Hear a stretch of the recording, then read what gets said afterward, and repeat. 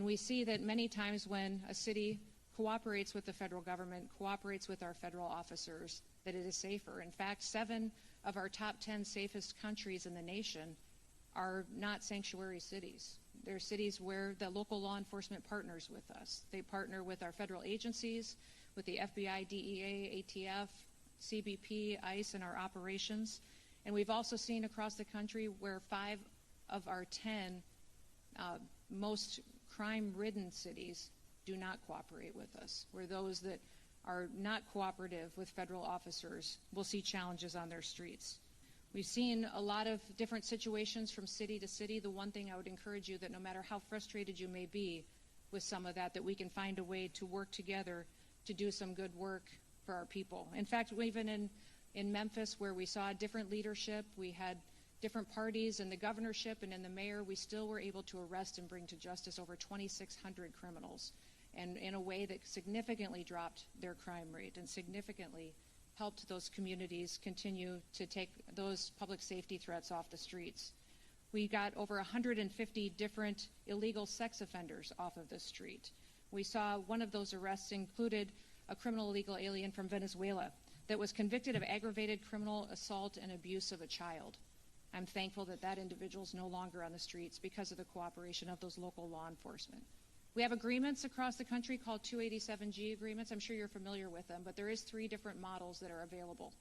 One is a jail model that helps us with some detention. The other is a warrant service officer model that is extremely helpful for us to make sure that we can take jurisdiction or of an individual who's a criminal in the safety of an environment of a courthouse or a jail, and they can be turned over to ICE so that we have the ability to return them back home. And the other model would be in the task force model, which I hope many of you have the opportunity to cooperate with us in, worst of the worst. Those targeted operations that go after violent offenders and criminal offenders, and that we can bring them to justice and get them out of your city and your state. We've seen that program go from before President Trump was in office to only 135 of those agreements across the country signed, to now we have over 1,400 of them in place. And it's been very beneficial to make sure that we've removed over 400,000 criminal offenders out of this country. We've seen 3 million people leave our country that were here illegally, but over 750,000 of them were arrested and detained and removed. We'd much rather prefer that they volunteer to go home, and that it can be a volunteer situation, but if not, if people are here illegally and committing crimes, we want to make sure we're able to detain them and get them out of your communities before we create more victims in the United States. I'm grateful for the work that you do, because it's made a difference across this country. This last year, we've seen our murder rate in the United States of America drop to the lowest level since it's ever been recorded. And we've recorded our murder rate across the country for 125 years, and this year we broke the record for the lowest murder rate in the country, and that's because of the work of individuals in this room and individuals that we've been able to partner with.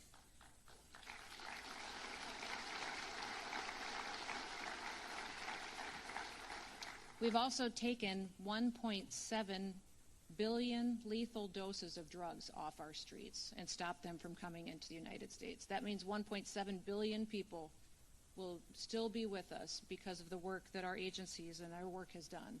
Our Coast Guard is an important asset in the Department of Homeland Security, and they've worked with us, and maybe have worked with some of you in the room as well, to help interdict those drugs and stop them from coming into our country.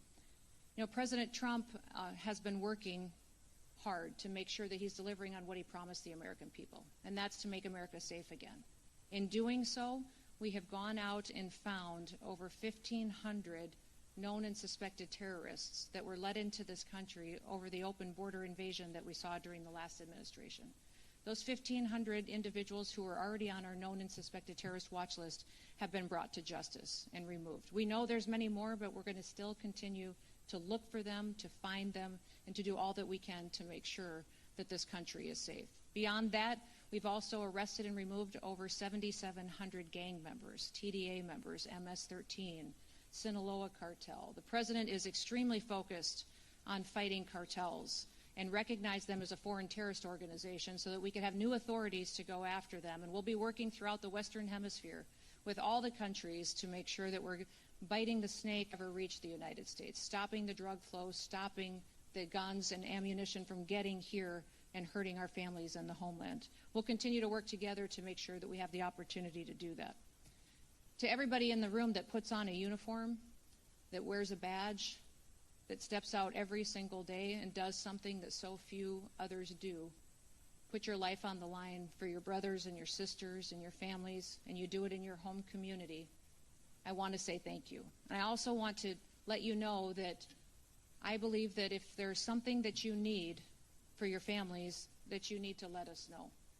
I've found many times people can't do their job with excellence if there's a crisis at home. I've been working to get raises and better salaries and retirements for all of our law enforcement officers that are at the Department of Homeland Security, because I recognize that if you're having challenges at home financially, providing for your family, working overtime to make ends meet, trying to buy a house and put food on the table, it's very difficult to focus on your job and to do it with excellence. We want to take care of our families.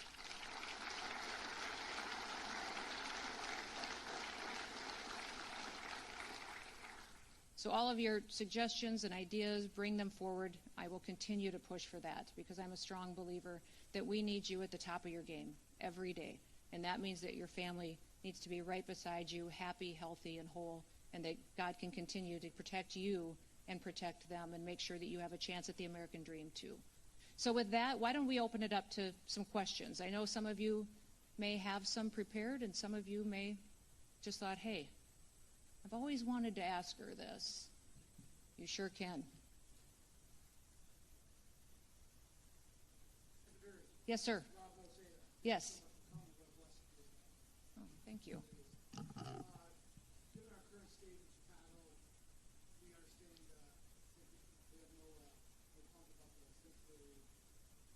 Mm-hmm.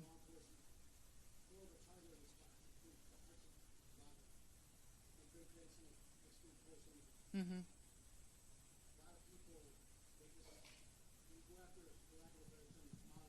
Mm-hmm.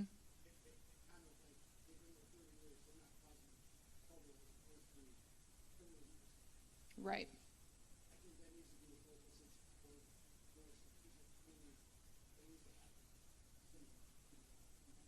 Yep. Yeah, no, I think that's great advice. I don't know if you guys heard that question, but he talked about targeted enforcement, and Rob was saying how it's much more effective in a lot of, especially these sanctuary cities, where we can work on targeting those individuals who have a criminal history besides their legal status that may be in violation of their visa or work permit, but that we work on those and make sure we're going out and doing that with the local law enforcement as much as we possibly can. And that is something that we are going to continue to do and make sure that we're focusing and prioritizing those individuals and make sure that we're addressing the public safety threats there. Thank you. Yes, sir.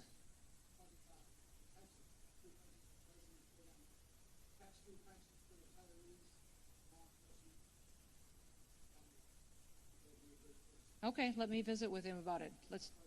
That'd be great. Well, we're talking about doing some other tax benefits for other, so that may be something we could wrap into that conversation. Great idea. Perfect. Yes, sir. Good afternoon, Madam Secretary. My name is Chris Callaghan. I'm the Vice President of San Francisco Police Officers Association. First of all, I just want to say thank you for recognizing major cities and all of our police unions here across the nation. It means a great deal for you to be here today, so thank you for that.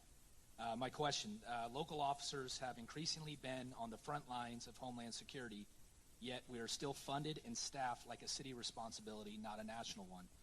How will DHS ensure local agencies aren't carrying federal priorities on local budgets and with local staffing? So you maybe have some challenges in San Francisco just because of your state laws and local laws that may, although you've got a mayor that works with us very well. That's great. He probably doesn't want me to talk about it a lot, actually, Please do. But he has been cooperative, and we have great conversations and talk quite often. And many times in doing law enforcement in your city, if the federal task force is coming in, you know, it's more preferable for the FBI to lead and the Department of Homeland Security to come in supportive roles, which is what we've done, and that works very well in your city. Thank you for your focus there, too. I think the city is seeing some dramatic improvements under this leadership. When you talk about funding, we have tied a lot of our funding that we have for enforcement this year and prioritized over $1.5 billion towards 287G agreements. So we've reimbursed departments that have an agreement, or a county or a sheriff, with funding them on overtime or on benefits, some of the other things that we can do. We've also, on the jail model, obviously reimbursed per beds. If you don't have the opportunity to participate in 287G, I think your best options for funding alternatives would be through some grants that we have at the department.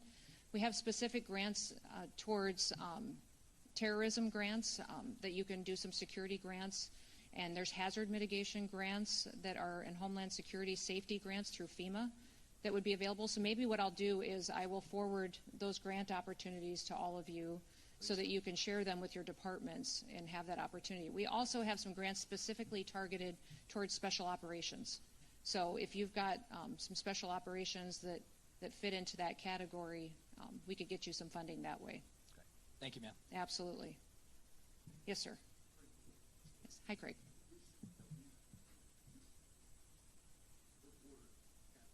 Yes. Mm-hmm. One police officer and one sergeant called Border Patrol for assistance, and then after that happened, he tried to fire them for asking Border Patrol to come assist them. Oh, shoot. Most recently, they just suspended both officers for 30 days without pay. The Border Patrol? No, Detroit those police. officers in Detroit. Yeah, Detroit Okay. police. So the one incident was the female of the house called because the husband was trying to break into the house. When the officers got there, he had a bad passport and a bad Social Security card. So they called Border Patrol for assistance. Mm-hmm. They ended up taking him to jail because he had a warrant outside the city of Detroit. The second one was, it was a traffic stop. The fingerprint reader wasn't working, so they called for them to bring theirs over there, and the person had a warrant also. So both officers got suspended without pay for 30 days. So did the officers that did the arresting, was that the Detroit officers that did it, or did the Border Patrol? Border Patrol ended up arresting them because one had an out the city warrant, and the other one had other information that okay. That's one of the things that I think a lot of citizens don't necessarily know, is that CBP and ICE are law enforcement officers and do enforce other crimes that have been committed. But if we can be advocates for those law enforcement officers, we certainly will. And maybe we could come up with some kind of an agreement that would allow those officers to still be able to call on Border Patrol for backup and assistance when they need it. I hate to put them in a situation where now the officers in Detroit, when they need help and need assistance, that they can't call on Border Patrol when they might be the closest asset. So maybe I'll get some contact information from you and see what we can do to work out an agreement with Detroit on being able to call on Border Patrol with some guidance on how those interactions will work. Okay, thank you. You bet. Thank you. Good afternoon, Madam Secretary. My name is Don Famuina, and I represent the State of Hawaii Organization of Police Officers. First of all, I would like to extend our sincerest aloha and mahalo for all that you and your administration are doing. Given Hawaii's status as a major international gateway, how is DHS balancing the current administration's strict zero-tolerance border policies with the unique reality of Hawaii's isolated geography and its dependence on international tourism? Yeah, you do have some unique situations for us, and I hope that we've worked well with you. We have a presence in Hawaii, where you wouldn't necessarily see a large ICE presence doing immigration enforcement. More of what we are pursuing in Hawaii would be through our TSA officials, and then also we have CBP there, of course, because of all the travel back and forth and individuals. CBP is the largest law enforcement agency that we have, one of the largest in the country, and it does all traveler information internationally, and so I'm sure that you're interacting with them quite often. So we don't, as far as targeted operations, you may see a presence in Hawaii if we know specific individuals there. And we are tracking and have signed security agreements with other countries. I think since I've been Homeland Security Secretary, we've signed 27 different security agreements with other countries to share information with us. If they have a dangerous individual that they think maybe has traveled into the United States, we will share those databases with each other. They share theirs with us so that we know when some of these individuals are coming into the country. And that may be, I'd say, the vast majority of the interactions you'll see in Hawaii. If you've got some suggestions for us or experience, I'd sure love to hear it. We'll definitely do that. Mahalo. Mahalo. Yes, sir. Hi, my name is Jeff Wader. I'm the proud president of the Rochester Police Locust Club, located between Buffalo and Syracuse, and just a shameless plug, go Bills. Yeah, that's right, good. So I used to have, my T of O is 728 officers. Okay. I'm currently down to 594. And I had two more come in the other day that they're retiring. And we have a very, very difficult time retaining our members, but also hiring. And I know this is a issue throughout the country, especially in larger communities. My question to you is the federal government and or the Trump administration, are they able to provide bonuses for retention and bonuses for hiring incentives to start building back our staff? I don't know if we do for local and state law enforcement agencies. We have been doing that at our federal level with our departments, CBP and ICE. We have done that. We also, I put in the budget request a 10% increase for all of our federal officers. I wasn't granted that, but we're gonna get there hopefully in this next budget round. I will look to see what latitude we have to do that. We'd have to do it in a way of grants with restrictions that it could only be plugged into salaries and bonuses. I think. You tell me, we've done a lot of hiring bonuses, and for me it is just as important to do retention bonuses. I think it must be extremely discouraging for officers who've served for years to see other individuals hired with a huge hiring bonus while they've been showing up and been dependable and been doing the work day after day and not see that. So it's one of those things that we're working on in our department as well. Thank you.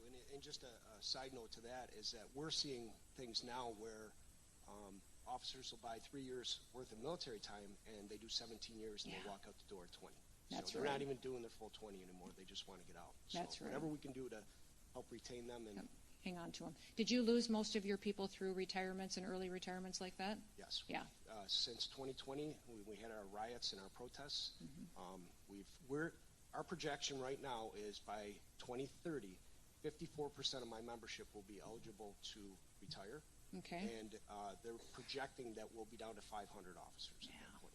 See, and that's our challenge at the federal level too. We've got Secret Service is under my department, and we see that though through other federal agencies that we've got the next 2 or 3 years a high number of retirements coming our way. We've done huge recruitment drives, and we've hired a lot of new officers, but we also need to hang on to them and make sure we're taking care of the ones that are with us. All right, let me look at that. Thank you very much. Thank you. Yes, sir. Hey. Good afternoon, Madam Secretary. Thank you afternoon. for taking time out of your busy schedule to answer our questions. My name is John Crystal. I'm a captain with the Newark Police Department and the president of the Newark Police Superior Officers Association. The question here is, how does the Department of Homeland Security foresee the current Trump administration reconciling federal policies with state policies in referencing to the sharing of information by local and state agencies when it comes to illegal aliens wanted for crimes? Mm-hmm. Some of our sanctuary states, just like New Jersey and Newark, they've implemented policies, executive orders, introduced legislation barring cooperation with the Department of Homeland Security with sharing of this information.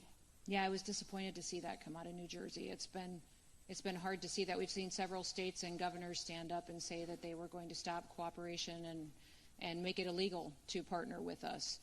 One of the things that we need to do a little bit more is highlight how our 287G agreements can be flexible and can work differently. I'm coming to meet with a lot of the New York State sheriffs here real soon and get some ideas from them on ways that we can have informal agreements if necessary to do that. There's also, I found that a lot of sheriff's departments, smaller departments, don't necessarily have the technology they need as far as retina scanning or databases that feed into the federal systems. And if we can help with some technology funding and get that into these departments, it would help us on the national scale, the federal scale, but also help you guys be able to get people logged into the system, and at least we would know where these bad actors are. Even if there's not much cooperation going on as far as honoring our detainers or cooperating with us, at least if we know where these criminals are, we can still be aware for when they're released on the streets.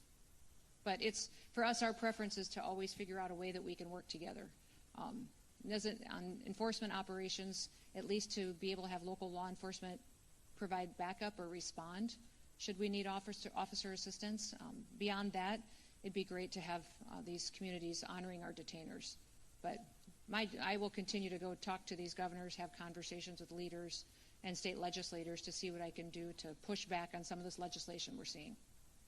All right, thank you very much. Oh, You by bet. the way, another question. Are you Sure. religious? Because you're the answer to all my prayers. There we go. I am, sir. And who knew? Oh, gosh. Good deal. You're going to have to top that one. I don't know. I don't know. I don't That's know. a tough act to That's follow. Right. Let me He tell you might be something. my favorite. New York's Yeah. always hard to follow. That's right, it Yeah, is. Guys, okay.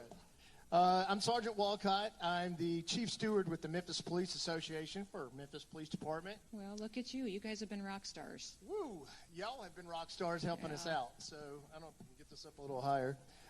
Firstly, everyone in this room knows that Memphis has statistically been one of, and in some years, the most dangerous city in the United States. The federal support that our department has received since September of 2024 has been nothing short of a miracle.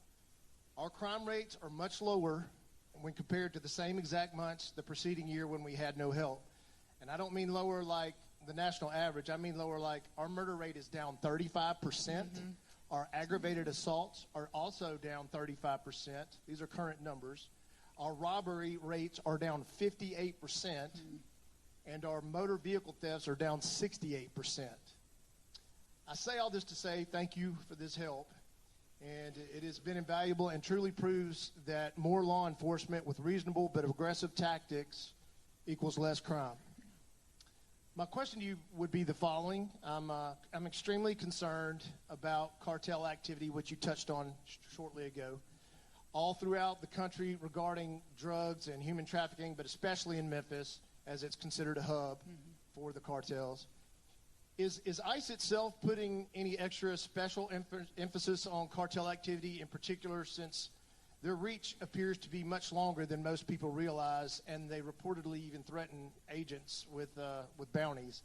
And does classifying cartels as terrorists help combat them from that? Is that a tool to help you combat them? It does. When President Trump declared the cartels as foreign terrorist organizations, it opens up the door for a lot more authorities that we can use to go after them. So now, and you've seen him, obviously, partner and take action against leaders, even in Mexico.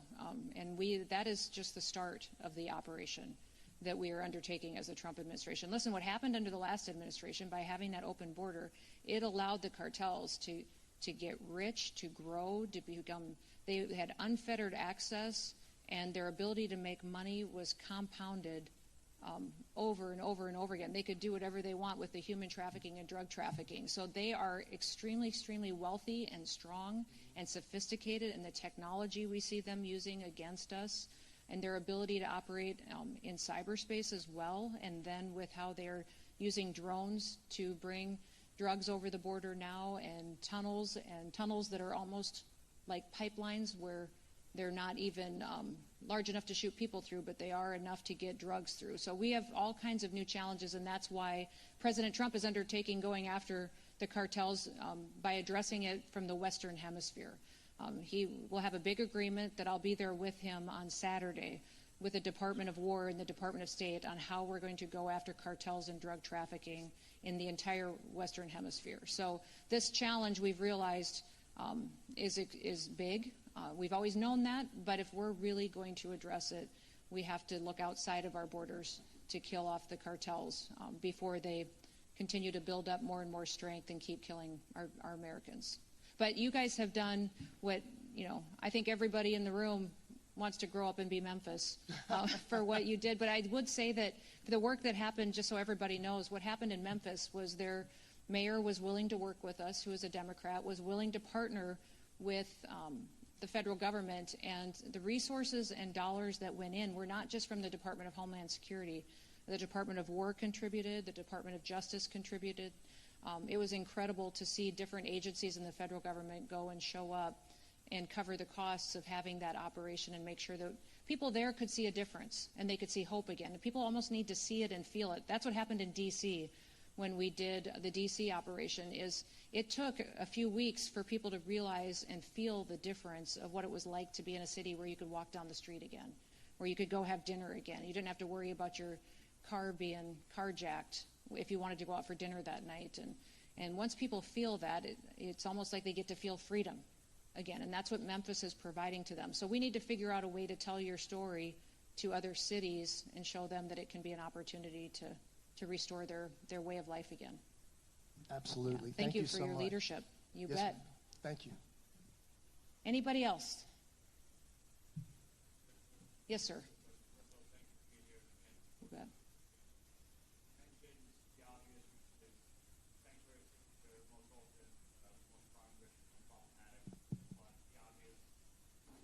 But the obvious difficulties and implications of having the sanctuary city laws and the states not supporting the feds and things like that.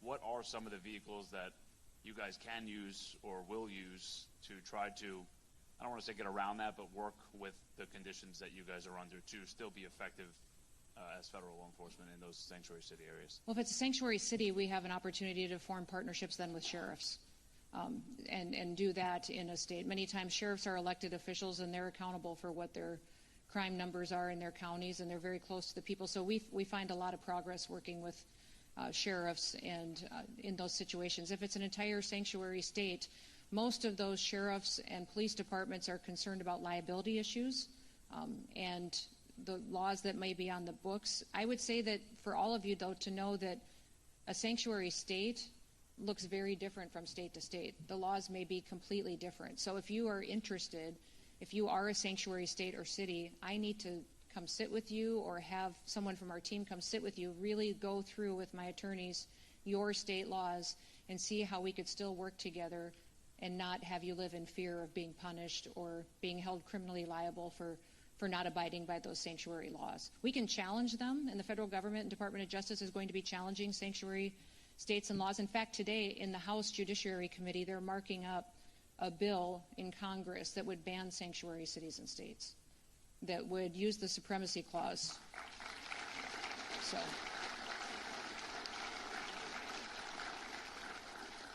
So if we could, it will pass out of committee, and I think it can pass out of the House. We're hopeful the Senate would take that up, but it's a constitutional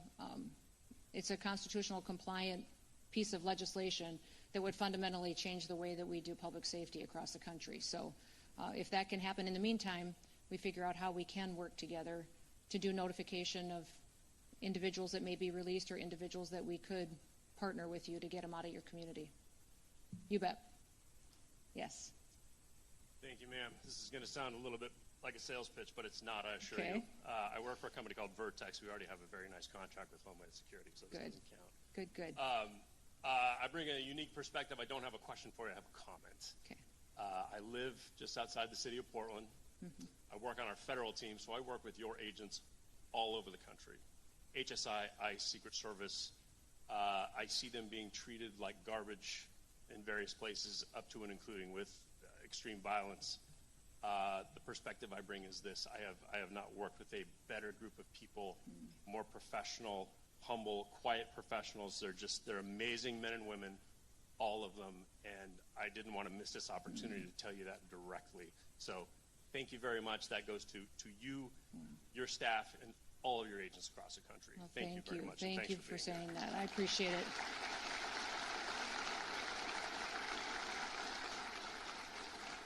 I will let them know that you said that. That means a lot to them. They face some challenging times. They have a lot of good days too, but they're just trying to do the right thing and make sure that we're doing the job and upholding the oath that everybody took when they signed up for law enforcement. So, well, thank you, everybody. Thank you for letting me be with you. You have a fantastic meeting. Thank you for your leadership. Thank you for coming to this conference and spending some time together. I hope you get some fellowship. From what I understand, cops are pretty good at that. So you have fun. I'm sorry I can't stick around for it, but God bless you. And may God continue to bless our great country. Have a great day.